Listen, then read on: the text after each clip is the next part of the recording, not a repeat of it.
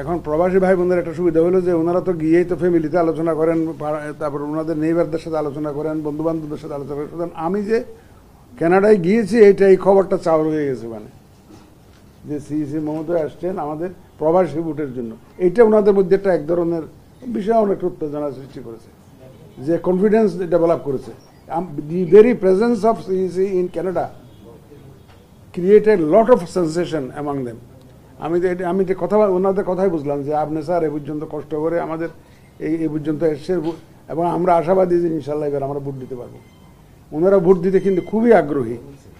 এতদিন ওয়াদা দেওয়া হলো, নানা কারণে এটা বাস্তবায়ন করা সম্ভব হয় নাই, কিন্তু আমরা এই সরকারের আমলে আমাদের মাননীয় প্রধান উপদেষ্টার যে কমিটমেন্ট, প্লাস আমাদেরও কমিটমেন্ট টু দ্য নেশন, যে প্রবাসীদের ভোট নিব আমরা।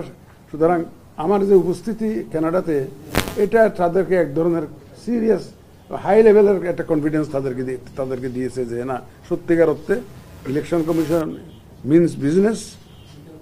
তা আমি ওনাদেরকে বোঝানোর চেষ্টা করেছি যে দেখেন, একটা সদ্য নবজাত শিশু, বা নবজাত না, একটা ছোট শিশু মাত্র হাঁটা শুরু করেছে এই প্রবাসী ভোটের বিষয়টি। সুতরাং এই হাঁটা, এটা তো এর সাথে আপনারা, এটা একটা ঐতিহাসিক মুহূর্ত আমাদের জন্য, আনন্দের ব্যাপার যেটা আমরা যে শুরু করেছি। আপনারা এটা শরিক হন, এটাকে আরও সক্রিয় করুন, এটাকে আরও অংশগ্রহণমূলক করুন, তাইলে আমাদের চেষ্টাটা ফ্রুটফুল হবে। এবং কোনো বিষয় কিন্তু একবারে পারফেকশনে যাওয়া যায় না, এটা তো আপনারা সবাই মানবেন। গ্র্যাজুয়ালি ইমপ্রুভ করতে হয়, এবং আপনারা সবই অবগত আছেন আমরা কিভাবে বিভিন্ন পরীক্ষা নিরীক্ষার মাধ্যমে এই যে প্রবাসী ভোটের বিষয়টি আমরা অপশানটা নির্ধারণ করেছি। আপনারা জানেন, আপনাদের সাথে শেয়ার করেছি, আপনারা দেখেছেন, আপনারাও পার্টিসিপেট করেছেন।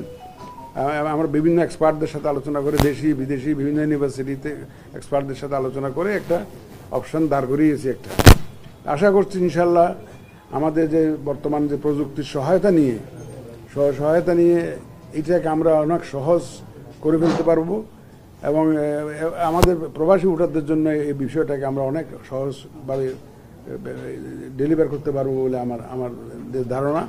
এবং ইনশাল্লাহ এ ব্যাপারে আমরা সহযোগিতা পাবো। অন্তত টরন্টোতে দেখেছি, অটোয়াতে গেছি, অটোয়াতে দেখলাম যে ওখানে অত্যন্ত আগ্রহী। ওনারা বলেন যে আমরা রিমিটেন্স পাঠাই, আমরা গত আন্দোলনে অ্যাক্টিভলি পার্টিসিপেট করেছি, তো আমাদের তো ভোট দেওয়ার একটা অধিকার আছে। আমি বললাম যে আমরা সেটা রিকগনাইজ করি বলেই আপনাদের যে এই ভোটের, প্রবাসীদের ভোটের জন্য আমরা এত ইনিশিয়েটিভটা নিয়েছি, এফোর্ট দিচ্ছি, সরকারও খুব সাপোর্ট দিচ্ছে আমাদেরকে এ ব্যাপারে।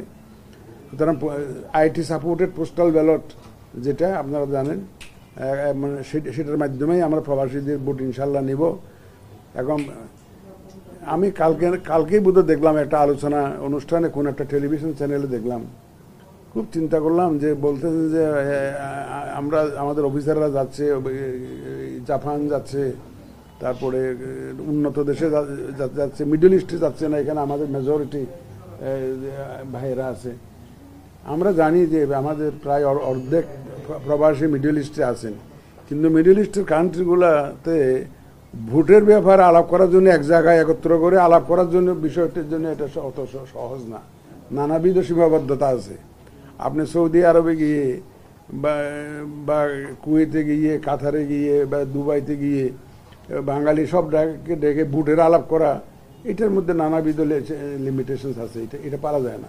যেটা কানাডাতে ইজিলি পারতেছি, আমেরিকাতে পারা যাবে, হয়তো জাপানে পারা যাচ্ছে, কিন্তু মিডল ইস্টের কান্ট্রিতে পারা যায় না। সুতরাং এদেরকে আমাদের অ্যাপ্রোচটা হবে অন্যভাবে। ওখানে আমরা একত্র করে এমবেসিতে ডেকে এনে যে সভা করে তাদেরকে অ্যাওয়ারনেস রেজিংয়ে আমরা ইনভলভ করবো, সেটা সম্ভবপর হবে না নানাবিধ কারণে। আপনারা জানেন, you are fully aware of this. Number 2 হচ্ছে আমার একটা কনভিকশন হয়েছে কানাডা যাওয়ার পরে, যে আমরা ইনশাল্লাহ যথেষ্ট সফলতা অর্জন করব এই ওয়েস্টার্ন কান্ট্রিগুলোতে, এবং আমাদের যে সমস্ত গ্যাপসগুলো আছে আমাদের কর্মকাণ্ডের মধ্যে, আমি এসে সাথে সাথে আমাদের অফিসারদের সাথে বসে এই গ্যাপসগুলো আমরা মিট করে ফেলবো। এই গ্যাপসগুলো মিট করে মোটামুটিভাবে ওনাদের জন্য এটাকে একটা আরও সহজভাবে যাতে রেজিস্ট্রেশনের কাজটা সম্পন্ন করতে পারে সেই ব্যবস্থা আমরা করব। দ্বিতীয়ত হচ্ছে যে ওনারা আপনি বললেন বলতে আইন শৃঙ্খলার কথা কে জানি বললেন, হ্যাঁ আচ্ছা যাই হোক, পার্টি রেজিস্ট্রেশনের কথায় আসি। পার্টি রেজিস্ট্রেশনেরটা আমরা তো খুব ইমিডিয়েটলি কিছু আমাদের টার্গেট ছিল ওই মাসে আমরা এটা করে ফেলবো, যে অন্তত যে কয়টা আগে রেজিস্ট্রেশন দেওয়া করে ফেলবো। কিন্তু ইদানিং দেখা যাচ্ছে, এবং গতকালকেই তো দেখলেন যে কি বিভিন্ন পার্টিকে নানাবিধ অভিযোগ পত্রিকা দেখা যাচ্ছে। তো আমাদের কিছু এডিশনাল ইনফরমেশন কালেক্ট করতে হচ্ছে। আমরা সবেমাত্র যাত্রা শুরু করলাম, মে মাস থেকে ওখানে রেজিস্ট্রেশন শুরু করেছি, 3-4 মাস হলো মাত্র। 3-4 মাসে একটা সিস্টেম তো আর পারফেকশন অ্যাটেন্ড করে না, মাত্র শুরু হলো। সুতরাং এটার টিচিং প্রবলেম থাকে। বাচ্চাদের যেমন দাঁত উঠলে যখন ব্যথা ট্যাথা হয় আস্তে আস্তে ঠিক হয়ে যায়, টিচিং প্রবলেম থাকেই। আমি বললাম যে এই যত সমস্যা আছে আমরা ইনশাল্লাহ সমাধান করব। একটা জিনিস কি ভাই, আমি যখন কানাডা গেলাম প্রথমে আমি বুঝলাম যে নির্বাচন কমিশনের উপরে ওনাদের যে কনফিডেন্স, এটা আগে রেস্টোর করা দরকার।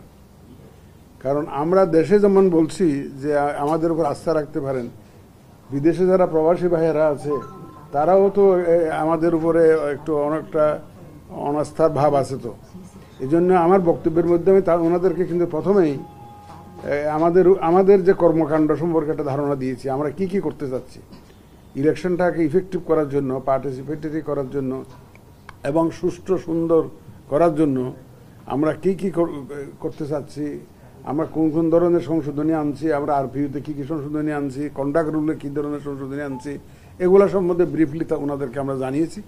এবং বিশ্বাস করেন ওনারা হাইলি প্লিজ আমাদের এই কর্মকাণ্ড, আমাদের যে অ্যাকশন, আমরা যে প্রস্তাবগুলো নিয়েছি, যে আইন সংশোধনের ব্যবস্থা নিয়েছি, ওনারা খুবই প্রশংসা করেছেন এটা। এবং আমি বিশেষ করে টরন্টোতে একটু জনসংখ্যা বেশি ছিল আমার ওই যে ওখানে, কারণ ওনাদের তো অ্যাকোমোডেট করতে পারে না, এমবেসিতে অত বড় কনফারেন্স রুম নাই, যা আছে তা অত বেশি অ্যাকোমোডেট করতে পারেন না, অত 100 বা 150 এরকম আমাদের প্রবাসী ভাইয়েরা হবে। প্রথমে একটু কানাডা সফর দিয়ে শুরু করি এই কারণে অনেকে আমি দেখি যে বিভিন্ন জায়গায় আলাপ আলোচনায় এবং এবার টক শুরু হচ্ছে দেখি আমাদের বিদেশ সফর নিয়ে। আমি কানাডা গিয়ে দেখলাম যে আমাদের প্রচারণা, আমাদের কর্মকাণ্ড এবং আমাদের যে প্রবাসী আছে তাদের জানার মধ্যে কিন্তু অনেক গ্যাপ আছে। এটা আমি যাওয়ার পরে এটা ফিল্ডে গিয়ে কিন্তু এটা বুঝলাম যে আমাদের অনেক কিছু করণীয় আছে যেগুলো আমরা এখান থেকে টের পাইনি এতদিন। একটা দিন আমি তাদেরকে বোঝানোর চেষ্টা করেছি যে